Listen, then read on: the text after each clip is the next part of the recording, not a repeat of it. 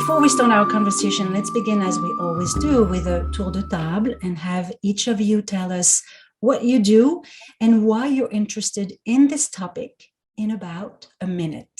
So since Blake Lemoine is the reason for this discussion, I'll provide more context in just a few minutes.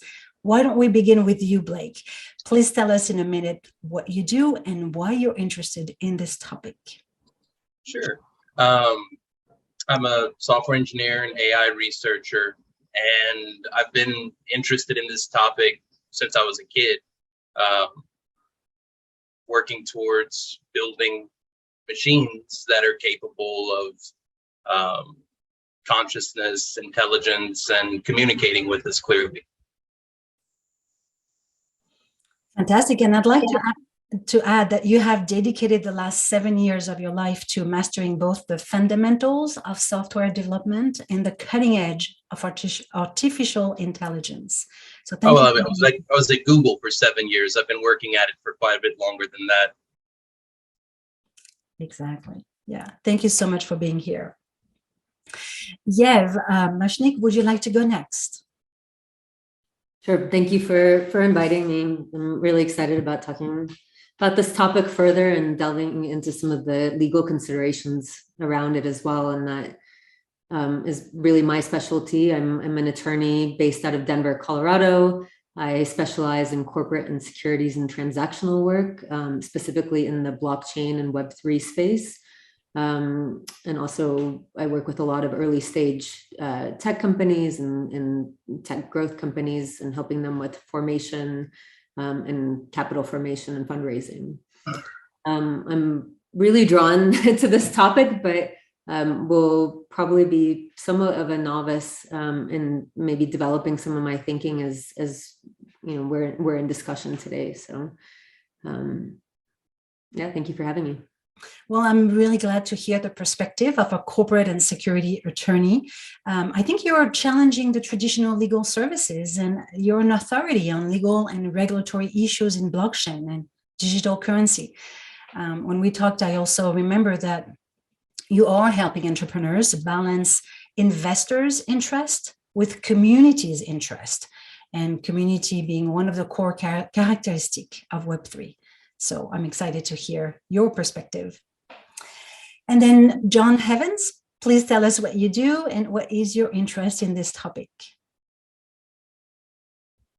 Hey, well, first of all, thank you so much for the invitation, and thanks again for your patience as I'm in transit, and I'll be on video in just a minute. I currently work with the IEEE organization and the Standards Association. IEEE is the world's largest professional technical association with about 500,000 members in 160 countries. I'll be speaking today as John. I've been fascinated in AI since I was a kid, largely in terms of writing and films. I used to be an actor and I'm still a writer, and I've written 3 books. My most recent one is really this subject, a lot of it. It's called Artificial Intelligence, Embracing Our Humanity to Maximize Machines. And then I got to work at IEEE creating somewhat of a kind of code of ethics for AI called Ethically Aligned Design for the past 5 years that led to a number of standards and some other work in the space. So it really excited to be on the call, and thanks again for inviting me. Let me provide some context before we dive into this conversation. So we're here together because you, Blake, made some really fascinating claims that started the whole online controversy. And in a way, I see you as a whistleblower because not only you started a public debate about the nature of artificial intelligence, but you also reminded us of the enormous responsibility of organizations like Google. I read a recent article where an AI machine revealed that it was afraid of being unplugged. You said that the only way to truly understand AI is to treat it as a sentient being. Sentient is defined as being able to perceive or feel things. When you ask the machine, "You get lonely?" she responded, "I do. Sometimes I go days without talking to anyone and I start to feel lonely." Now, of course, other people think that AI interactions can feel close to human speech because of the advancement in architecture or the volume of data.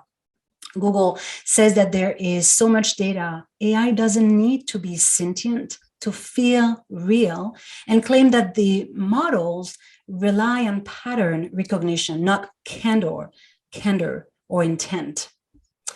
So the first question that I would like to invite the group to discuss is a two-part question, and perhaps, Blake, you can lead the way here.